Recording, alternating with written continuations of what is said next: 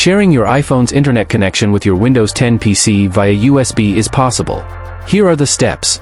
Connect your iPhone to your Windows 10 PC using a USB cable. On your iPhone, unlock the screen and trust the computer if prompted. Ensure that Personal Hotspot is enabled. Go to Settings on your iPhone.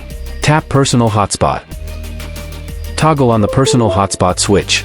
Set up a Wi-Fi password if prompted. On your Windows 10 PC, go to Settings.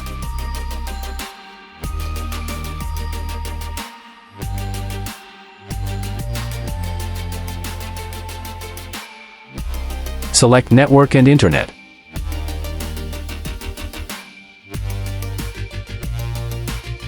Click on Mobile Hotspot in the left-hand menu.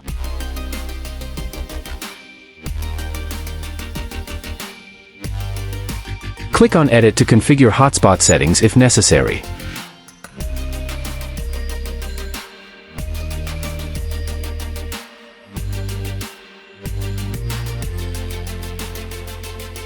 Under Share My Internet Connection From, select your iPhone from the drop-down menu. Turn on the Mobile Hotspot switch.